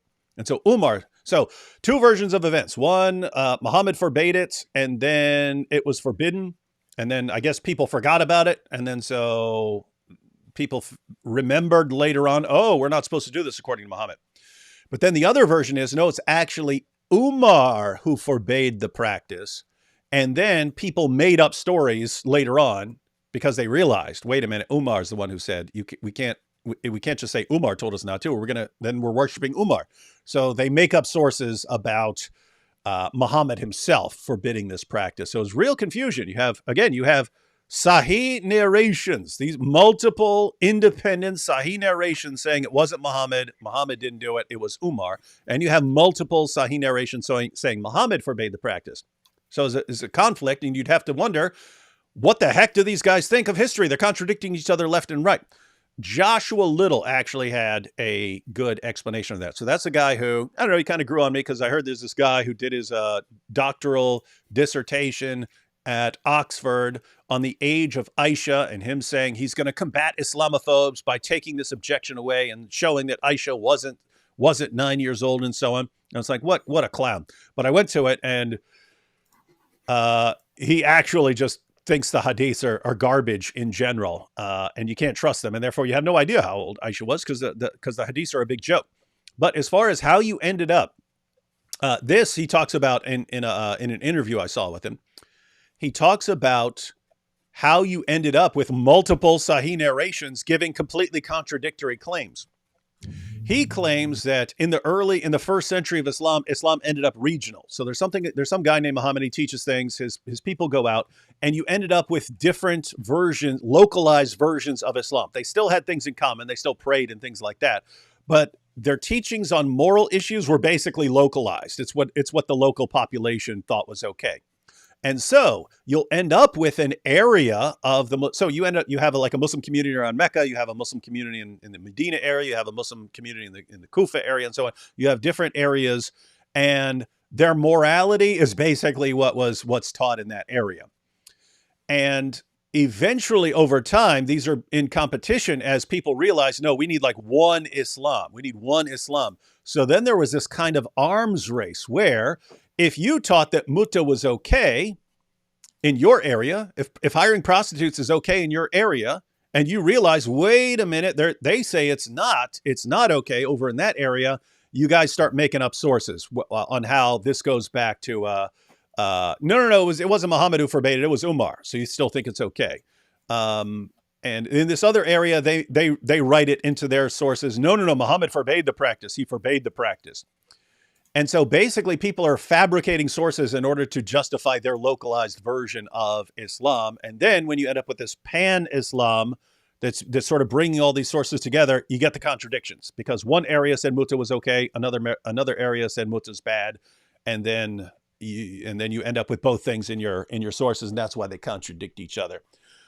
I can't prove that is correct, but that would account for things better than what Muslims are saying. That's also what Robert Hoyland says. That's kind of in agreement with what he says, where he reports on. He writes about the transition, the change from pre-Islamic paganism to Islam, and how the Islamic conquests started, how Islam spread, how they exploded and expanded out of the Arabian Peninsula. He also explains that contrary to popular belief, or contrary to what many Muslims and others believe today, Islam wasn't one big force that just that was totally organized and attacked the world. It was many different tribes and groups attacking and getting out of Arabia that were very much independent from each other, and the whole the Ridda wars, the wars of apostasy. The point there was to was an effort to unite all of these different groups who, as it turned out, on different occasions had completely different rules, completely different from what Muhammad actually preached, and those were fought and battled in order to subdue them and unite them under one Islam. It still didn't work out very well, but that was the effort. That's how it happened.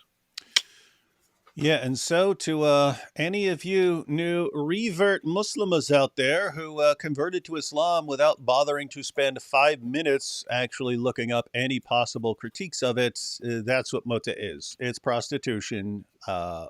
Islam satisfies and gratifies all the same desires that everyone else, that men have all around the world. It just gives them a halal way of doing that. So you want to have sex with 50 different women, you can do that in Islam. You want sex slaves, you can do that in Islam. You want to hire prostitutes, you can do that in Islam. Beast. Islam gives you a way to do all these things while claiming to be, pure and wonderful. One more thing to bring up, just to show that this still goes on. This still goes on in the world. So you'll have Muslim scholars, no, that's not allowed, and you just have tons of Muslims still doing it. Why? Because you can always defend it, whether you're Sunni or Shia. A little easier to defend if you're Shia, but you could still defend it if you're Sunni. Here we go. I got this comment several years ago. I just kept it because interesting. So this is from the Christian Vegan. This was in response to a post about Mut'ah. She said, Mut'ah is 100% true. I know this for a fact, my very own self. Before I repented and gave my life to Jesus, I lived a very sinful life. I was an addict and sold myself to support my habit on the streets of Bankstown, Sydney, Australia. The majority of my clientele were Muslim men. The unmarried ones would ask me to repeat some words in Arabic after them, which was basically me agreeing to marry them for however many minutes I agreed to give them in sexual service for the amount of money I agreed to charge them. They would even look at their watch for the exact time, even if we finished in 1 or 2 minutes, which was always the case. Even if we finished in 1 or 2 minutes, which was always the case, If the agreement was for 30 minutes, I would have to sit out the remainder of the marriage. Then once that 30 minutes was up, we were instantly divorced. I jump out of the car. So it's a marriage. The whole entire marriage is taking place in a car. Guy says, "Hey, I want to hire you. Here's some money. Okay, I'll climb in your car. Okay, recite this thing in Arabic saying we agree to be married for 30 minutes.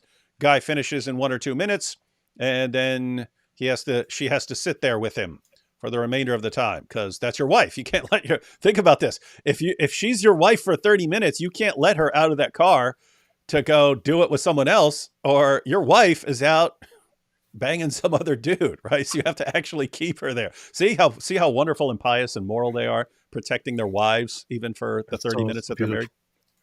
So based, so beautiful. Yeah, such a beautiful religion, such a beautiful religion. Then once that 30 minutes was up, we were instantly divorced. I jump out of the car and proceed to get married several more times that night to other Muslim men.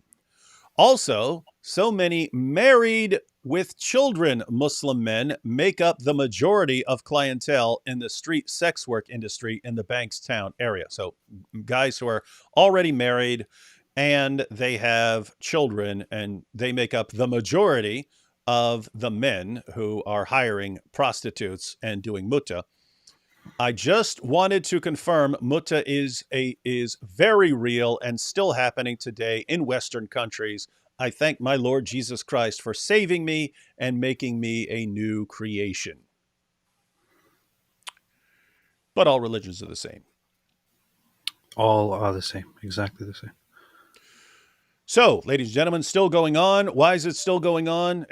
Guys, there's a reason we point all this stuff out. If you go to a Muslim, like that woman, not the woman we just in the comment from Australia, the woman who is posting, "What's Mut'ah? A guy asked me. I just converted to Islam, and a guy already asked me if I want to do Mut'ah," and she's asking what Mut'ah is. I didn't look at the comments, but I guarantee, no, yes, it was allowed because they were going to castrate themselves. So what else can Muhammad do? And he allowed it for a little while, and then he forbade it because it's wrong and immoral. And she'll go, "Oh, okay, that makes sense." It's not that simple.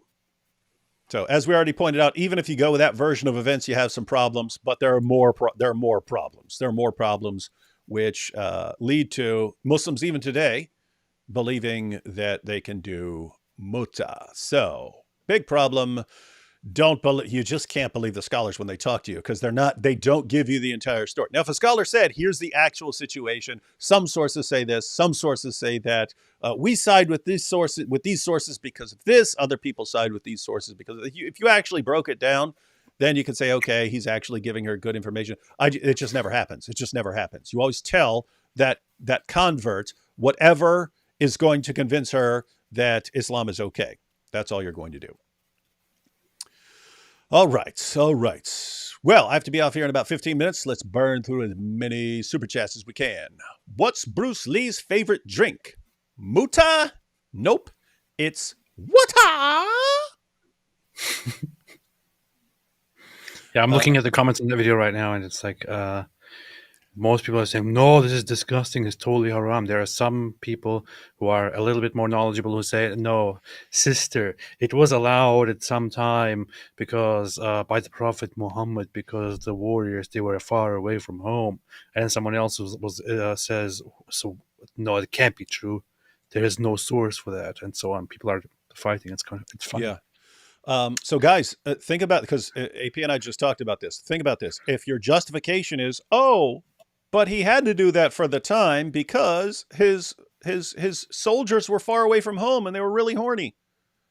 Again, how would that not apply to situations today? How would that not apply to a Muslim businessman who he lives in let's say he lives in Mecca and he goes to Dubai for business? "Oh, I'm a long way away from home. What am I supposed to do? Castrate myself? No, hire a prostitute." How would the same not apply? Okay. Whatever the justification you think is for Muhammad doing it, how would that justification not still apply? It's better than masturbating. Yes, that would be haram. Given the high rates, just hire a prostitute. What's wrong with you?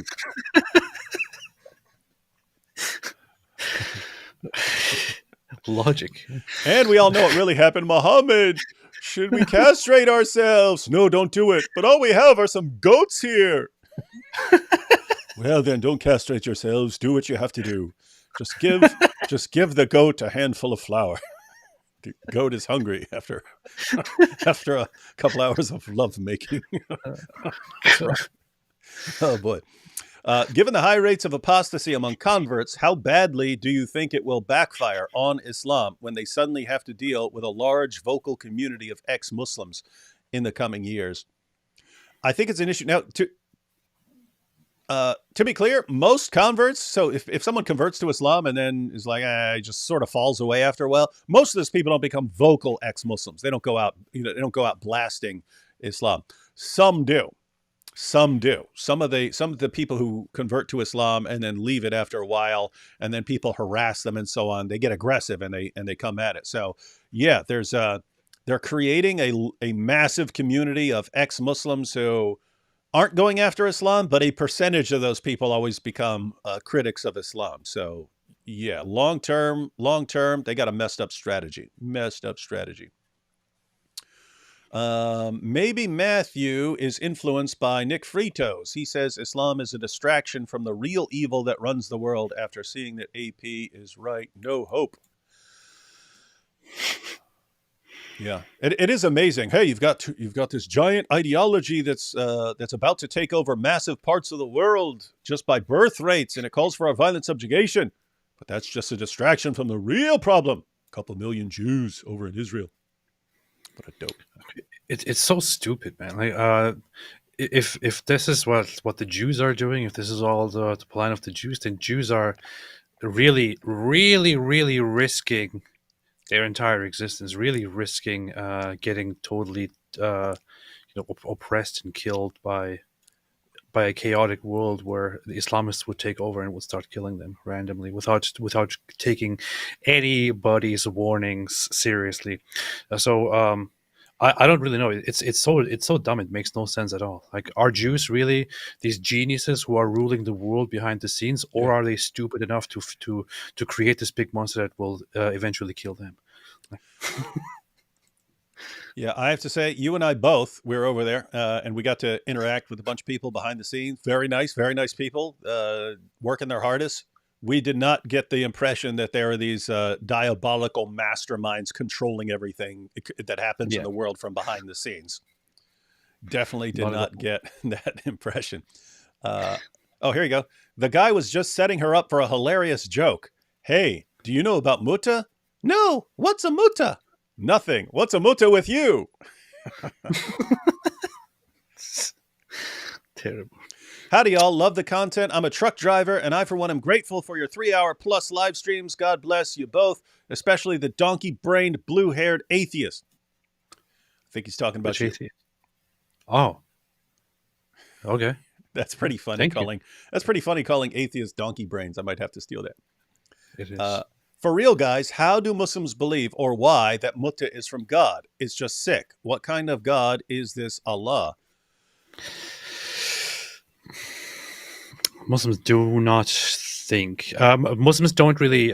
So the average Muslim doesn't really know much about this. It usually comes up when talking about Shia Islam because they are the ones who prominently still have this. But only very few get to the bottom and actually find out that it was at some point allowed by Muhammad, or that was at some point practiced. And then there are certain fabrications that say, and he said he condemned everyone who practices it and all that, or it was at some point forbidden. When they find this out, this is just one of those issues. There really is no proper explanation as to why Allah allowed it at some point when it is just so unacceptable. If it is so bad, if it is so despicable and so unacceptable, it shouldn't be at some point allowed by Muhammad himself. it should be forbidden immediately, right? If there are circumstances which make it necessary, then it shouldn't be forbidden. It should those circumstances will always arise throughout the centuries, and it would then again be applicable and again be allowed. If it's always forbidden, it should be forbidden always. And if you bring this up to Muslims and push them on it, this will lead to serious considerations and serious doubts and serious discussions. And Muslims generally don't dwell on things like these and try to just think them away and distract themselves and think about something else, because stuff like this is really problematic. Which is why this is actually a good topic to sit on and to emphasize, especially that aspect which David and I talked about here for several times now. If it is so bad, why was it allowed? Yeah, and guys, just to understand how dawah and conversion, reversion, all that stuff works, their goal would be to keep people away from knowing this until they are thoroughly embedded in the Muslim community. Until you, Yes. in other words, they don't want anyone to ever hear about Mut'ah, especially like revert girls like this and so on. So that guy actually messed up a little bit by letting the cat out of the bag, but he was just too horny. He just wanted to have sex. What do? You Yep. can't blame a man. Yeah, he saw like a new girl. Ooh, she's new. She doesn't know any better. I can do some Mut'ah with her. Yeah, like what does he care? But yeah, so the goal in Islam and the goal of dawah is to get people thoroughly embedded in the Muslim community. If it's a woman, she converted, great. Get her married off really quickly. Get her to have a couple of kids, and make it very hard for her to leave Islam, so that by the time she finds out about this stuff, it's going to be way too difficult a life switch for her to get out of it, and she's just going to ignore it and put up with it. And so our goal would be to make everyone know it ahead of time. You want people to have this information ahead of time. That's why we keep talking about making things common knowledge. I just heard about this new thing called jihad, which is like a holy war, which is like an oxymoron, because how can a war be holy? Yeah, I've heard about this jihad thing too. We'll have to look into that at some point. What's that? Oh, hey, here's a good question from Miss B. D. Wood. Ooh, it's one of these moral difficulty questions. D. Wood, you're on an ocean raft with Hitler, Stalin, Satan, AP, and Mike Winger. You must throw 3 people out or you sink. What do you do? Well, this is actually easy. If it would work, I would throw Mike Winger out 3 times. I would do that. But you're saying, no, we're going to sink. And so you're asking, which 2 would I keep? I would not keep 2. I'd throw out Hitler, Stalin, Satan, and Mike Winger. Keep AP, although I'd probably have to fight AP about throwing out Hitler. No, we need to keep him. He's so smart and he does great paintings. Well, we lose his paintings. And he loved dogs. Yeah. That would be about my answer. Although I'm kind of conflicted between Satan and Hitler, because they both would be interesting people to talk to. Mm-hmm. Yeah. We might keep Stalin for food. Yes. He didn't give people food, but it would be, we would always eat him. Not something that I don't do anyway. So yeah, this for Ukraine, punk. Now we're eating your leg. and then to keep him alive, we would feed him his own leg. That'd be funny. This says good idea for female version of Islamicize Me. Yeah, they could be, because we've thought about for a while doing a female version of Islamicize Me. But yeah, girls finding out about Mut'ah might be good. You need to share your husband with your friends. Alhamdulillah, shake your booty bin hijab. Yeah, got to share your husband with your friends. Yes. So base the way she wants to be treated, just as if she were a real human. So who's the real oxymoron? Mm-hmm. Yeah, she's the oxymoron. Hey, I'm converting to this. Yeah. And yet I want to be treated like this. And so I'm converting to something that would not actually allow it. David, you see, Rationality Drools is actually a closeted Christian paid by the Knights Templar to destroy atheism from within with terrible debunking. Could be. Prophet Muhammad had a secret LGBTQ lover. Yes, his name was Dihya al-Kalbi. who You did say that he allowed people to transition earlier. So yeah. yeah. Involuntary Mut'ah.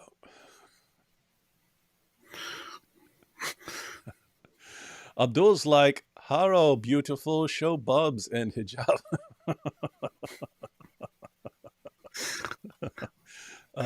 Why are Western women a status symbol for Muslims?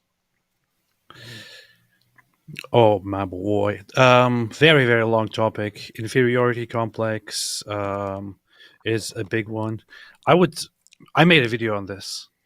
I would just recommend watching that. Yeah, what's the video? The video Do you is remember what it's called? called, I think it's called Why Muslims Are Obsessed with White People. Oh yeah, no, I remember that one. Yeah, that was that. Did I have Lindsay Lohan on the? Yes, Yeah, yes, I yes. remember that one. That was way back in the It day. has it has Lindsay Lohan on the thumbnail, and the video is called it's called Why Muslims Are Obsessed with White People. Yeah. Does the term Mut'ah have anything to do with sharmuta, a very bad word in Arabic? I mean, so the Mut'ah is the pleasure. I don't know. I don't know the derivation, so I don't know if they're connected or if it's just a coincidence. Interesting question. Sheikh Mawingaling says, loving the blue hair, like animals in nature, showing the world how poison you are, AP. Joking, keep up the good work. Yes, we shall. Thank you. Back Appreciate when I was a queer performance artist in LA, Muslim dudes in the MENA were in my DMs constantly proposing. Many also thought I was a chick because I was very androgynous at the time. So so this person was a performance artist, and Muslims thought they were talking to a girl and they kept proposing marriage. That would be funny. That might be funny. I'm wondering what kind of skit could be done on that, or a little experiment. You know what I mean? But Muslim women can't marry Christian men. That's true. A Muslim man can marry a Christian woman. A Muslim woman cannot marry a Christian man. Yep, hell to pay. Don't marry a Muslim man. Christian woman, I love my husband, but it is not easy. I would not do it again. Let me save you a headache. Wow. So, speaks from experience here. I was watching a Sam Shamoon video and saw that he called a Muslim in the comments a son of a whore, blah, blah, blah. Was really disappointed by that. As Christians, where is the line for our insults? Well, yeah, you want to make sure you're speaking accurately. My jizya tax to Destin AP. Destin AP. AP, did you stick your finger in a light socket? That would explain the hair. Yes, I did. Yeah, it's the only possible way to explain the hair. How has Islam been able to propagandize so successfully? People who normally would call Islam fascistic are reverting, and people who before defended the Jewish people are calling them genocidal. Because we're living in difficult times where Islam is playing the role of a cry bully and acting strong, acting tough, while also crying a lot. Apparently, it works. Yeah. As far Islam has always focused on manipulation as a means to controlling people, to getting people to convert, manipulation and deception. Whatever gets people on your side or silences critics or something like that, that's what they do. And we just happen to live in a generation where people's ability to manipulate and deceive is massively amplified because of things like social media. So you've got the basic tools in the Dawah tool belt, manipulation and deception, and all of a sudden you get the ability to mass manipulate people very easily from your computer. And so Islam can thrive temporarily, but it also becomes easier for us to expose it. And that's the situation Islam is in. That's why I keep saying that we're in kind of a race. They're racing like, can we just silence people long enough until we take over physically and then we can silence critics by killing them? Or can we actually expose them fast enough to where it all collapses before they actually can silence everyone through force? That's the race we're in right now. Can one like Mike Winger's videos and teaching without actually being considered a wingeling? No. I don't think so. No. Saw Pierce, Abby versus Mossab, crazy funny stuff. Yeah, I thought about going through that. I had a couple topics ready and stuff, and it was difficult. But yeah, I shared the clip on Twitter of him saying that because she it was actually funny. You are not fit to be a mother. He's telling this woman. He was going hardcore. The dude always go. But what's crazy is you have all these like blonde-haired Western women and stuff, and they'll come on with him and start talking about how he doesn't know what he's talking about. Like you don't know. I know. I'm on TikTok, and I know. I'm a journalist, and I know. It's like this guy's father started Hamas, and he was there. He's been on the Palestinian side. He's been on the Israeli side. He's been in the mix for his entire life. And I know better, he, because I'm a journalist.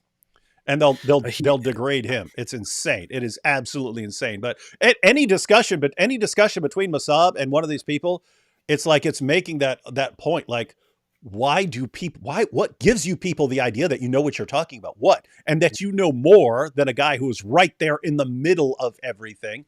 I mean, if you think about it, he's probably in a better position as far as actually understanding what's going on. He is probably in a better position than anyone else on the planet, period. Because, I mean, like, you can have, like, intelligence guys who study things or get intel or something like that. But as far as, like, understanding the psychology and what it's really like, this guy, there's probably no one in the world who could touch him as far as actually understanding the situation, because he was there. It's his dad starting this. He grows up in it. He's raised in it. He's been in the Israeli jails and prisons. He's been on the Israeli side. He's gone in as a spy. No one knows the situation better than he does. And every person who's in a discussion with him on some show, let me tell you what you don't know, Mossab. I'll tell you how it really is. And then they look like morons. And he goes into, you're talking about oppression and about apartheid. It is not real. Just like Palestine. What is Palestine? It is not existential. Palestine does not exist. It is not existential. It is in your head. There is no Palestine. I am Palestine. You say free Palestine. I say, what is that? It does not exist. Free what? Free nothing? Fine. Free or nothing. Yeah. All right, guys. We actually have several more super chats, but sadly, I'm supposed to be on with Robert in 5 minutes, so I have to jump off right now to get set up with Robert. So, sorry if I didn't get your super chats. But we have This Week in Jihad coming up in 5 minutes. Join me over on Robert's channel, Jihad Watch. Jihad Watch. We will be there for This Week in Jihad. And I haven't seen much jihad this week, so I wonder what Robert's got, because he actually pays attention to what's going on in the world way more than the vast majority of people do. Thanks, AP, for joining and for being way more upbeat than you were yesterday, where everything's we're all doomed, we're all gonna die. I decided that I could just be, happier and upbeat because it's all pointless anyway. Yeah, might as well be. If we're all doomed, we might as well be happy. All right. All right, everyone. I'm going to close out with a song here and some Screaming Goats here on the Screaming Goats podcast. Ain't gonna follow no child molester, sex offender, private pretender. Ain't gonna follow no child molester. Islam's not for me. Islam's not for me. Islam's Not for me.